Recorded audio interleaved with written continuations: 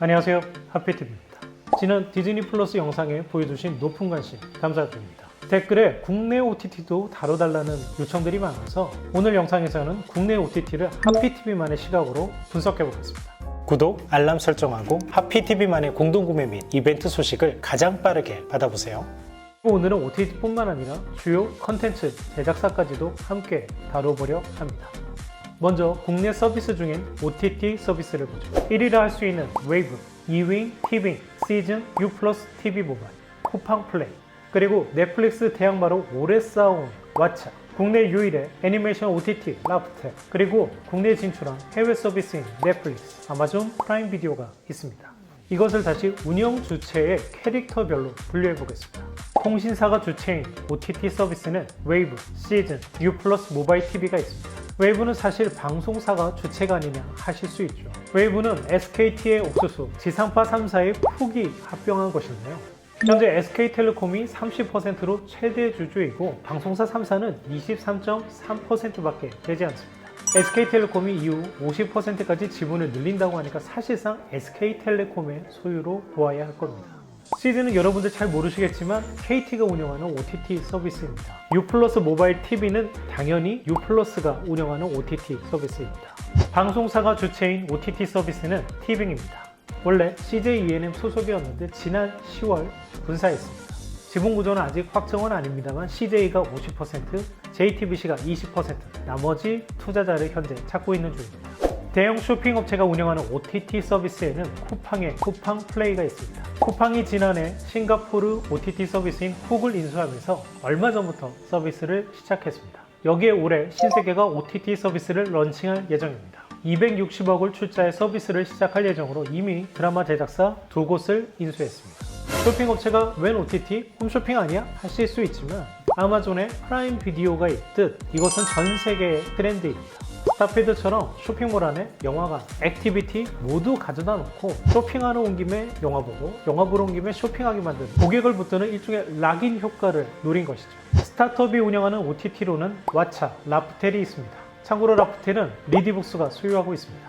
그리고 해외 OTT 서비스가 진출해 있죠. 넷플릭스는 이미 잘 아실 거고 아마존의 프라임 비디오도 슬쩍 오픈한 상황입니다. 2019년 10월부터 한글 서비스를 시작했을 뿐만 아니라 현재 한국에서도 가입, 사용이 가능합니다. 이 중에서 대표적인 OTT 서비스 5개를 뽑아 표로 정리해봤습니다. 시장 1, 2위인 웨이브, 티빙, 그리고 분전하고 있는 왓챠, 그리고 새로 시작한 쿠팡 플레이를 선정했고, 그리고 해외 대표 서비스인 넷플릭스가 비교하기 쉬운 레퍼런스가 될 것 같아 추가했습니다. 먼저 가격은 서비스가 제공하는 엔트리 가격을 기준으로 명시했습니다. 구독 가격은 마치 정부에서 정해놓은 듯 7,900원입니다. 쿠팡 플레이는 가장 저렴한 2,900원인데 이마저도 쿠팡 프리미엄 서비스인 로켓 와우를 가입하면 공짜입니다. 넷플릭스는 9,500원, 국내 서비스보다는 조금 높게 받고 있죠. 컨텐츠에서는 웨이브, 티빙은 자사 컨텐츠 중심이고 왓챠, 쿠팡 플레이는 외부로부터 영화, 드라마를 가져옵니다. 4K HDR의 경우 웨이브, 티빙은 일부 컨텐츠가 지원되는데 그 수가 그리 많지 않고 왓챠는 1년 전 4K를 지원하면서 4K 요금제까지 만들었는데 그 수가 굉장히 적습니다. 쿠팡 플레이는 1080p가 최대입니다. 독점 컨텐츠는 웨이브가 조금씩 늘리고 있는데 아직 만족스럽지 못하고 티빙은 이번에 공개되는 여고 출입반이 최초의 독점 예능입니다. 티빙 또한 독점 콘텐츠는 적은 편이죠. 왓챠도 준비 중이라 이야기하고 있습니다만 자금 여력이 넉넉치 않아 쉽지는 않아 보입니다. 쿠팡은 아직 소식이 없습니다. 반면 넷플릭스는 독점 콘텐츠가 엄청 많죠. 국내 OTT 서비스가 가장 걱정되는 이유입니다. 가입자 수는 국내 환경상 정확한 집계가 어려워 추산에 가깝습니다.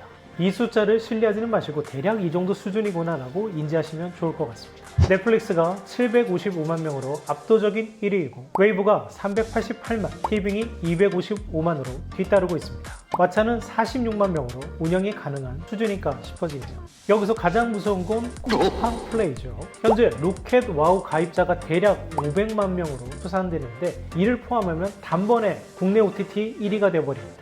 이제 쿠팡이 왜 OTT 서비스를 시작했는지 이해하시겠죠? 그럼 이제 OTT 서비스를 하나씩 분석해 보겠습니다.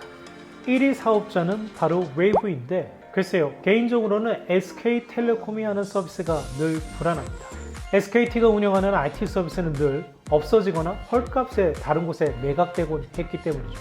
특히 자체 제작 콘텐츠가 없어서 티빙이 훨씬 앞설 가능성이 높아 보입니다. 두 번째, 티빙입니다. 앞서 티빙은 CJ, JTBC 연합체라고 말씀드렸죠. 이들은 컨텐츠계의 어벤져스 조합이라 할 수 있습니다. 광고 매출에 있어 이미 지상파 3사는 내리막을 걷고 있습니다. 이 중 상승하는 것은 CJ와 JTBC 뿐입니다. 그리고 이들의 자회사인 스튜디오 드래곤과 J 컨텐트리의 시가총액이 어마무시합니다. 이 중 JTBC 행보가 참 재밌습니다. JTBC는 원래 웨이브 소속이었죠. 그런데 갑자기 탈퇴하고 소속을 티빙으로 옮깁니다. CJ는 이를 반기며 티빙을 분사해서 JTBC와 50대 50의 비율로 자회사를 만들려고 하죠. 그런데 갑자기 JTBC가 지분을 20%로 낮추겠다고 발표를 합니다. 왜 그랬을까요? J 컨텐트리의 기업 구조를 먼저 보죠. J 컨텐트리 산하에는 JTBC 스튜디오를 두고 있는데 이곳이 드라마 제작사인데 스카이캐슬, 이태원 클라스, 부부의 세계가 모두 여기서 나왔습니다. 그리고 영화사를 대거 인수했어요. 하정우 씨가 세운 퍼펙트 스톰을 170억 원에 인수했습니다. 히트작도 백두산 외에는 없는데 이상하게 잘 팔았어요. 하정우 씨가 몇 년 전부터 빌딩을 계속 사모을 수 있는 것에는 바로 이런 이유도 있죠. 그리고 워크맨, 왓썸맨, 유튜브 제작사 스튜디오 룰루랄라도 여기 소속입니다. 그리고 의외로 모르시는 분들이 많은데요. 3대 극장 체인인 메가박스가 바로 JTBC, J 컨텐트리 소유입니다. JTBC가 CJ처럼 방송사, 극장, 제작까지 모두 겸하고 있죠. 마치 벤치마킹이라도 한 것처럼요. J 컨텐트리의 경쟁자는 자연스럽게 CJ의 스튜디오 드래곤입니다. J 컨텐트리가 얼마 전 4천억 투자를 받았습니다. 국내 사모펀드에서 3천억, 그리고 중국 텐센트에서 1천억을 받았습니다. 이는 회사 가치를 1조 5천억 원으로 산정했을 때 기준이라고 합니다. 현재 시가총액이 6천억대인데 J 컨텐트리는 이를 2조 원 이상으로 키울 계획이라고 합니다. 여기에 넷플릭스와 드라마를 3년 동안 공급하는 계약도 맺었습니다. 이렇게 되니 JTBC가 굳이 티빙에 주력할 이유를 찾지 못하게 된 거죠. 몇 달 사이 상황이 바뀌어버리게 된 겁니다. 그래서 갑자기 티빙에 끼어든 것이 바로 HBO Max입니다. 이는 JTBC와 워너의 관계가 가까워서 발생한 일인데요. 워너의 욕심은 티빙의 지분 3천억을 투자하는 대신에 CJ와 JTBC의 해외 콘텐츠 판권을 쥐고 동남아 시장에 진출하려 한 것이죠. 그런데 CJ와 JTBC가 넷플릭스 독점 계약에 묶여서 성사되지 못했습니다. 그래서 공석에 국내 통신사 한 곳과 협의 중이라고 하는데요. SKT의 웨이브 지금 잘 나가고 있는데 견제하려면 2위 사업자 티빙만한 것이 없죠. 자사가 운영하는 OTT 서비스 시즌이 변변치 않은 KT가 유력해 보이기도 합니다. KT가 지금 디즈니 플러스 계약을 짜내려고 엄청나게 노력 중이죠. 만약 KT가 디즈니 플러스 그리고 티빙 모두 참여하게 된다면 KT는 국내 OTT 시장을 움직일 수 있는 키를 움켜쥘 수도 있습니다. 현재 급한 것은 투자자를 찾아야 하는 CJ이고 느긋한 것은 JTBC입니다. JTBC는 이 상황을 즐기면서 누가 나한테 더 잘해주나 지켜보고 있는 것 같습니다. 현재 OTT 서비스를 하고 있지 않아 느긋한 소니 픽처스와 같은 상황이죠. 소니는 현재 직접 서비스하려 하지 않고 넷플릭스, 애플 누가 더 많이 줄래 하고 있는 상황이죠. JTBC도 이와 유사해 보입니다. 영상을 편집하고 있는 중에 티빙의 JTBC 지분 참여가 확정되었습니다.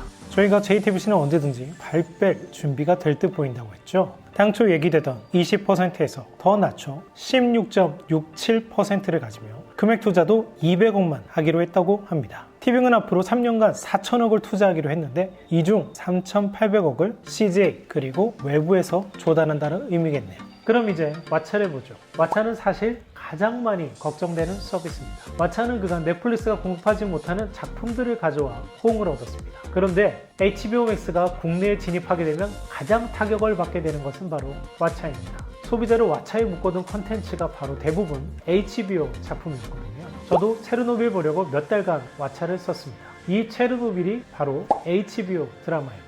여담이지만 아직 안 보신 분 있으면 꼭 보세요. 2020년 최고의 드라마였습니다. 영화도 마찬가지로 디즈니 플러스가 국내에 들어오게 되면 왓챠에서 디즈니 영화는 빠집니다. 우리가 지금 넷플릭스 독점 컨텐츠를 칭찬하고 있지만 사실 넷플릭스가 독점 컨텐츠를 만들게 된 것은 메이저 영화사가 컨텐츠 제공 비용을 올려달라면서 넷플릭스에서 영화를 빼겠다고 위협했기 때문이죠. 그때부터 넷플릭스는 타사에 휘둘리지 않는 독점 컨텐츠를 제작하면서 승승장구하게 됩니다. 그 성공 1호가 바로 하우스 오브 카드였습니다. 왓챠도 바로 그런 성공의 모멘텀을 만들어야 합니다. 경쟁이 심화되면서 넷플릭스는 1년 콘텐츠 예산으로 수십조 원을 쓰고 다른 국내 OTT도 1년에 수백억을 쓸 계획입니다. 그런데 왓챠는 그런 여력이 없어요. 든든하게 투자를 내줄 모기업이 없는 스타트업 스트리밍 서비스는 적자투성일 수밖에 없습니다. 지금 음악 스트리밍 서비스 1위가 바로 스포티파이죠. 과거 스포티파이도 음반사와 분쟁을 일으킨 적이 있었습니다. 그런데 스포티파이가 음반사와 분쟁이 이어지면 컨텐츠를 제공받을 수 없다는 판단에 소니, 워너, 유니버설 뮤직의 지분 14%를 내어줍니다. 대신 안정적인 음악 컨텐츠 제공을 얻었죠. 그리고 이후 파죽지세로 성장해 상장에 성공했습니다. 지금 스포티파이의 기업 가치는 60조 원으로 평가되고 그 14%가 현재 9조 원에 가깝습니다. 음반사가 각각 3조 원씩 챙길 수가 있었던 거죠. 하지만 왓챠는 지난해 영화 수입사 배급사 협회와 정산 문제로 충돌해서 해외 영화들이 대거 빠지기도 했습니다.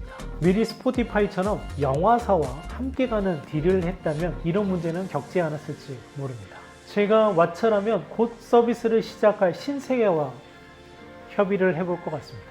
다시 돌아 왓챠는 국내 OTT 서비스 중에는 유일하게 돌비 비전, 돌비 애트모스를 지원합니다. 그런데 작품 수가 41편밖에 안 돼요. 지난 1년의 시간 동안 작품을 거의 늘리지 못했습니다. 그런데도 불구하고 무려 4K 요금제가 별도로 있죠. 12,900원으로 비싸게 받습니다. 그냥 우리도 넷플릭스처럼 4K 요금제가 있어요 하는 느낌입니다. 왓챠는 무리한 해외 진출, 보여주기식 4K 요금제가 아니라 내실을 기할 시기가 아닌가 싶습니다. 마지막으로 쿠팡플레이는 안드로이드 OS로만 서비스를 시작했고 스마트 TV, iOS로는 아직 서비스를 시작하지 않았습니다. 제가 로켓 와우 사용자라 쿠팡플레이를 사용해봤는데요. 그런데 사용성이 일단 작품 수가 너무 적어요. 어떻게 이런 수준으로 오픈할 수 있지? 하는 수준입니다. 이런 수준이라면 월 2,900원도 아깝습니다. 지금은 여러분께 절대 추천드리기 어려운 서비스네요. 2,900원이라는 가격에도 불구하고요. 쿠팡플레이는 한동안 자사의 로켓와우 사용자들에게 우리 이런 공짜 서비스도 있어요 라고 유혹하는 용도로 쓰일 것 같습니다. 앞으로 분발해 주시기를 기대합니다. 지금까지 국내 OTT 서비스를 분석해봤습니다. 어떠셨나요? 저 같은 경우에는 해외 거물 OTT를 다루다 국내 OTT를 보니 걱정이 드는 것이 사실입니다. 한동안 국내에서는 춘추전국 시대처럼 OTT 사업자 간의 합종 연행이 이어질 것으로 생각됩니다. 특히 이 가운데 티빙이 어떻게 풀어나갈지 가장 궁금해집니다. 이런 OTT 춘추전국 시대에 참여하지 않고 있는 포털 서비스는 어떻게 대응하고 있는지 살펴보죠. 카카오님이 자회사 카카오M을 통해 BH 엔터테인먼트, 숲 엔터테인먼트와 같은 기획사를 대거 인수했고 영화사 월강, 사나이 픽처스도 인수했죠. 카카오는 굳이 OTT 서비스를 하려 하지 않고 최근 웹드라마, 며느라기, 웹예능, 페이스 아이디와 같은 컨텐츠 제작에 집중하고 있습니다. 앞으로 3년간 컨텐츠에 3천억을 쓰고 2024년에는 한 해에만 4천억 규모로 키울 예정이라고 합니다. 그래서 카카오는 독자 OTT보다는 컨텐츠 제작, 즉 티빙보다는 스튜디오 드래곤에 가까워지려 하고 있습니다. 그도 그럴 것이 현재 카카오엠의 김성수 대표가 CJ 대표 시절에 스튜디오 드래곤을 설립한 주역이기 때문이죠. 아마 카카오엠도 스튜디오 드래곤의 대박 신화를 쫓을 것 같습니다. 카카오엠은 스튜디오 드래곤, 제 컨텐트리에 이은 대형 컨텐츠 제작사가 될 가능성이 높아 보입니다. 하지만 잘 만든 컨텐츠를 어디로 유통할지가 중요하죠. 선배들의 전철을 따라 넷플릭스일까 싶었는데 카카오엠의 선택은 웨이브였습니다. 이상하죠? 2019년 10월 SKT와 카카오는 지분 3천억을 맞교환하는 계약을 맺었습니다. 카카오의 웨이브 선택은 바로 이 결과물로 보입니다. SKT와 카카오의 제휴는 당시에도 누가 득인지 명확하지 않았는데 이번에도 마찬가지네요. 아직은 킬러 컨텐츠가 없다 보니까 웨이브를 통해서 차근차근 성장하겠다는 전략으로 보입니다. 반면 네이버는 컨텐츠 투자에 인색합니다. 하지만 네이버도 불안한지 컨텐츠 업체에 직접 투자하는 방식으로 묶어두려 하고 있습니다. 과거 YG에 투자하더니 지난 7월에는 SM 엔터테인먼트에 1천억을 투자했습니다. 그리고 지난 10월에는 CJ와 6천억 규모의 주식 교환을 단행하죠. 컨텐츠 업체에 직접 투자하는 방식으로 컨텐츠 독점권을 확보하겠다는 겁니다. 영상을 오픈하기 직전 티빙이 또 새로운 뉴스를 발표했습니다. 정말 춘추전국 시대가 따로 없네요. 네이버와 CJ가 6천억 지분 교환 말씀드렸잖아요. 그 결과물로 네이버 멤버십 회원에게는 티빙을 무료로 제공한다고 합니다. 그러니까 CJ 입장에서는 티빙의 제3의 투자자가 네이버가 되는 셈이고, 네이버 입장에서는 쿠팡과 같이 자사 멤버십 고객에게 OTT를 무료로 제공하는 셈이죠. 퀄리티로 따지자면 티빙과 쿠팡 플레이 비교도 될 수 없잖아요. 네이버 멤버십이 4,900원인데 티빙 최저 요금이 7,900원입니다. 누가 티빙 가입하겠어요? 네이버 멤버십 쓰고 말죠. 네이버 플러스 멤버십 가입자 수는 12월 기준 250만 명으로 이를 합하면 티빙은 단번에 업계 1위를 차지하게 됩니다. 그야말로 OTT의 격전 시대네요. 앞으로 OTT의 향방 발빠르게 리포트하겠습니다. 마지막으로 지난 디즈니 플러스 영상에서 저희가 직접 제작한 표가 모 미디어 기사에 그대로 도용되었거든요. 표를 보시면 순서도 같지만 여러분들이 잘 모르실 숫자 오타가 있는데 그걸 그대로 가져 썼더군요. 해당 관계자분 다음부터는 꼭 출처에 하피TV라고 명시해 주시면 좋겠습니다. 오늘의 영상이 여러분이 국내 OTT 시장을 이해하시는 데 도움이 되었으면 합니다. 지금까지 하피TV였습니다. 감사합니다.